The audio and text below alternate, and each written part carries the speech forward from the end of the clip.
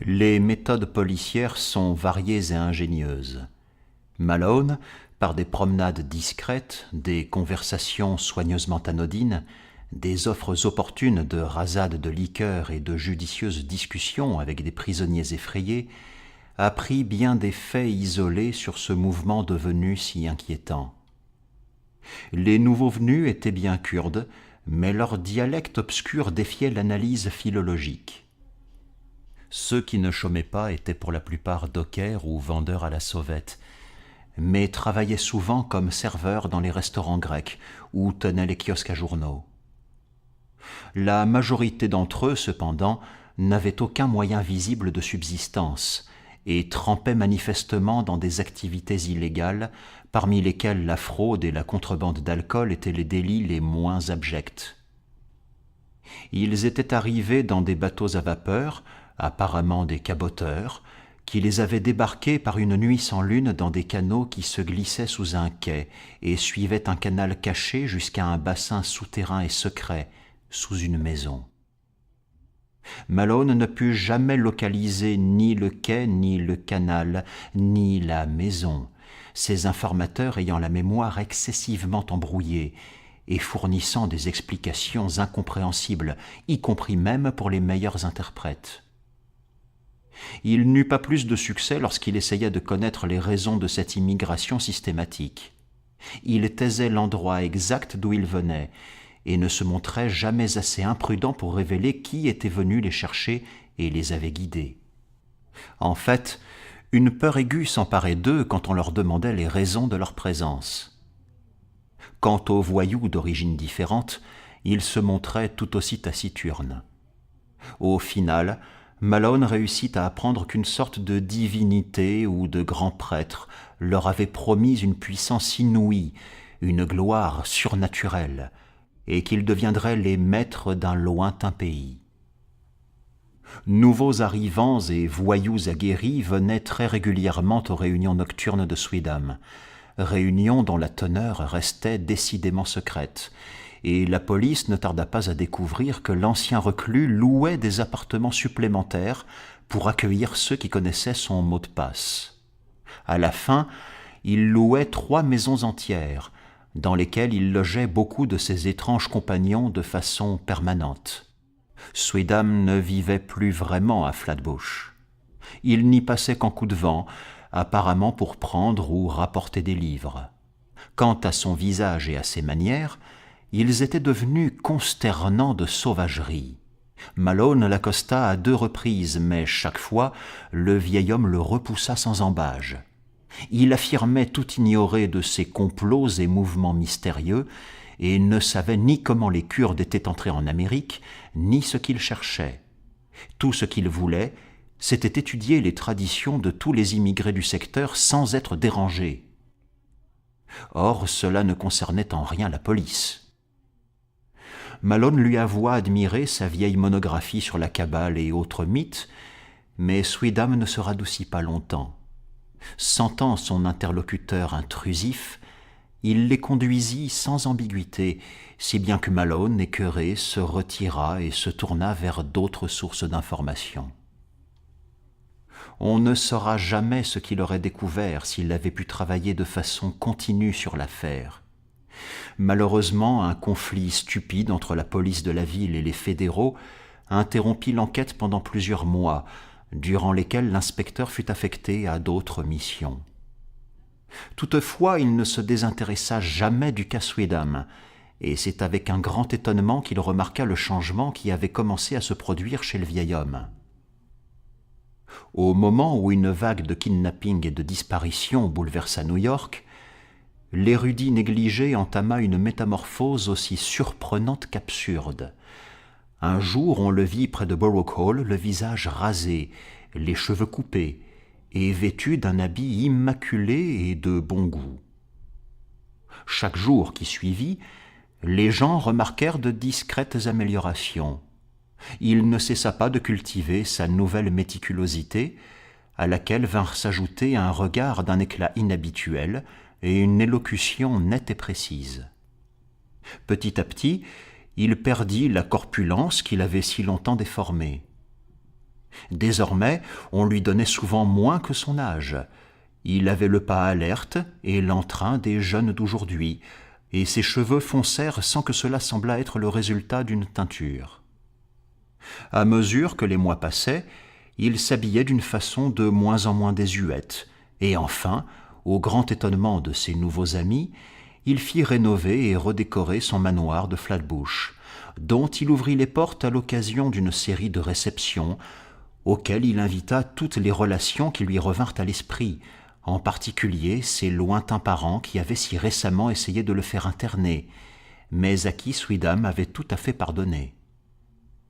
Certains vinrent par curiosité, d'autres parce qu'ils ne pouvaient faire autrement. Mais tous furent aussitôt charmés par la grâce et l'urbanité naissante de cet ancien ermite. Il avait, disait-il, terminé l'essentiel du travail qui lui incombait, et comme il venait d'hériter d'un ami d'Europe dont il avait à moitié oublié l'existence, il comptait passer les années qui lui restaient à profiter de cette seconde jeunesse plus riante, à laquelle il avait droit à force de quiétude, de soins, et grâce à un régime sain. On le vit de moins en moins à Red Hook, et de plus en plus dans la société à laquelle sa naissance l'avait destiné.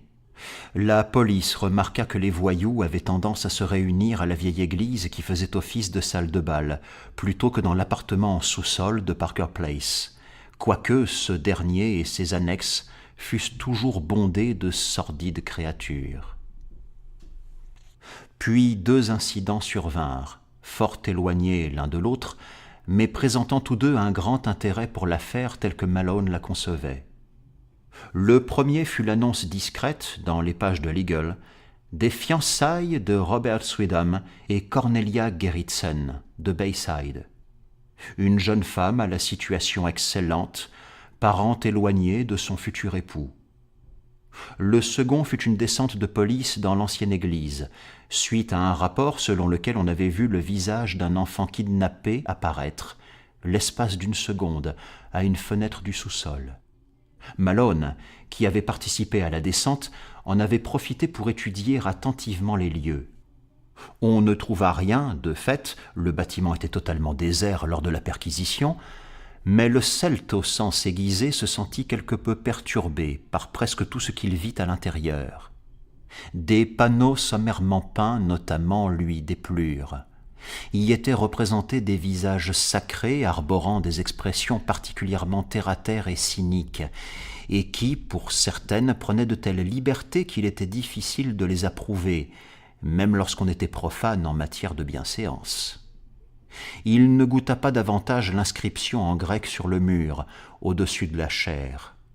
Une incantation ancienne qu'il avait rencontrée par hasard du temps de ses études à Dublin, et qui, traduite littéralement, signifiait « Ô ami et compagne de la nuit, toi qui te réjouis des hurlements des chiens et du sang versé, qui erre parmi les ombres entre les tombes, qui a soif de sang et sème la terreur chez les mortels, Gorgone, Mormone, lune aux 1000 visages, acceptez nos sacrifices. » Malone frissonna en lisant ces mots et repensa vaguement aux notes d'orgue graves et éraillées qu'il avait imaginé entendre sous l'église certains soirs. Il frissonna de nouveau en voyant la rouille sur le pourtour d'une cuvette métallique posée sur l'autel et se figea nerveusement lorsque ses narines perçurent une puanteur aussi sinistre qu'étrange venant des alentours. Hanté par le souvenir de cet orgue, il explora le sous-sol avec la plus grande attention avant de partir. Il trouvait cet endroit tout à fait détestable. Mais fallait-il vraiment voir dans ces panneaux et inscriptions blasphématoires quelque chose de plus profond que les œuvres obscènes d'auteurs ignorants? Au moment du mariage de Sweedham, les journaux populaires faisaient leur chou gras de l'épidémie de kidnapping. La plupart des victimes étaient de jeunes enfants appartenant aux classes les plus modestes. La colère, cependant, montait avec le nombre de disparitions. La presse exigeait que la police agisse, si bien qu'une fois de plus, le poste de Butler Street envoya ses hommes à Red Hook en quête d'indices, de pistes et de coupables. Malone se félicita que l'enquête reprenne et fut heureux de participer à une descente dans l'une des maisons que Sweedham louait à Parker Place. On n'y trouva aucun enfant, malgré les rumeurs de cris et la découverte d'une écharpe rouge dans le voisinage. Mais les peintures et les grossières inscriptions sur les murs écaillés de la plupart des pièces, ainsi que le laboratoire de chimie primitif installé sous les combles, convainquirent l'inspecteur qu'il était sur la piste de quelque chose d'incroyable.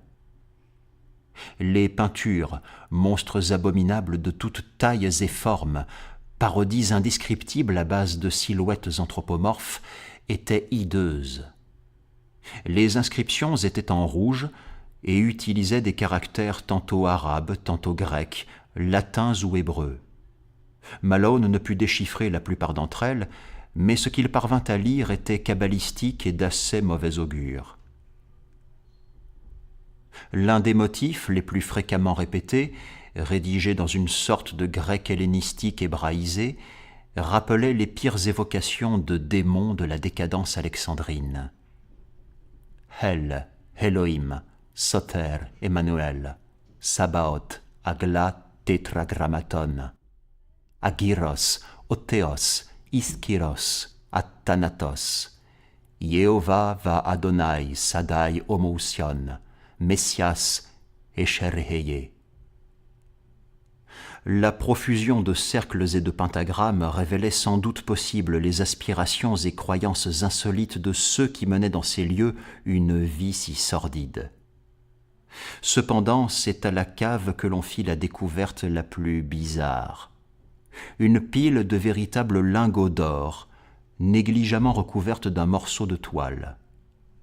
On retrouvait sur la surface brillante des lingots les mêmes hiéroglyphes étranges que sur les murs. Au cours de l'intervention, les policiers ne rencontrèrent qu'une résistance passive de la part des innombrables orientaux aux yeux bridés qui affluaient par toutes les portes. Ne trouvant rien de concluant, ils durent tout laisser en l'état. Cependant, le commissaire écrivit à Sweedham une lettre pour lui enjoindre de garder ses locataires et ses protégés à l'œil, les habitants de la ville étant de plus en plus mécontents.